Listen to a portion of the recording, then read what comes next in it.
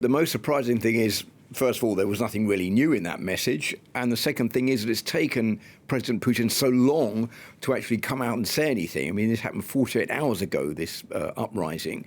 And we haven't heard from him since, apart from that one message that was broadcast today, which we didn't even know whether or not it was an archive recording or something that had been done more recently. So we've heard from President Putin. Basically, what has he said? He's just said that the members of the Wagner Group who were taking part in what he calls still the mutiny are free to integrate into the Russian army. He said that it was Wagner patriots thrown at their brothers, or they're free to go to Belarus. But he said also that the whole of Russian society was united in the fate of this and supporting the motherland, and that any attempt at blackmail or mutiny will have no results. So a very crushing criticism of what he says was still a mutiny. This is in total contradiction to what Yevgeny Prigozhin was saying earlier today when he issued that 11-minute audio recording. We don't know where he is or what he was saying, where he said that he was not intending to organize a coup in Moscow. What he was doing was complaining about the fact that his troops were not given the necessary weapons and were being badly treated by the Russian head of the military, by the chief of staff or the defense minister. So it's a contradiction. And that leads me to wonder what is going to happen to Yevgeny Prigozhin now that Vladimir Putin has visibly said that for him this was a mutiny, even though there were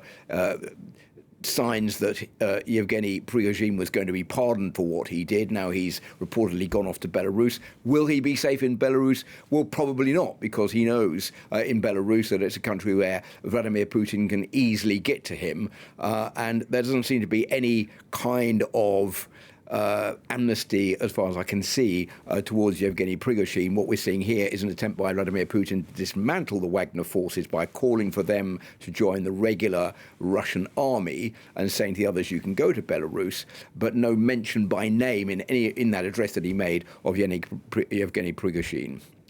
OK, I mean, obviously President Putin will be hoping that what he said this evening will turn the page on this whole episode and that it will be consigned to the history books or the bin or somewhere very, very quickly. Is that likely to be the case?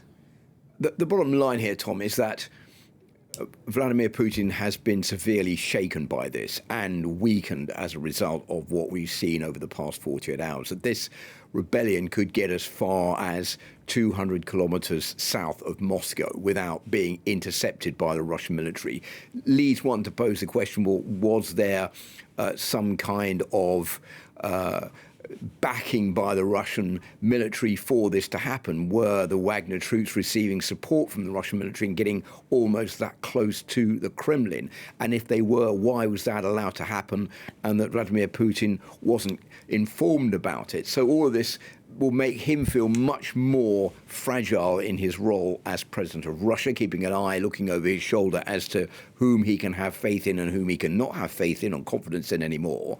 And I think we haven't heard of any changes to the Russian top military or leadership in this announcement that Vladimir Putin made. That was the key demand, that the defense minister and the chief of staff were replaced. That apparently is not going to happen anytime soon. So certainly we've seen Vladimir Putin severely shaken within the last couple of days, but he's trying very hard to still give the impression that he's in charge and there's no changes. This is life as normal and just get on with your lives. Nothing's happened. But the bottom line is here that a lot has happened. What the question tonight is this the end of something or is this the beginning of something else?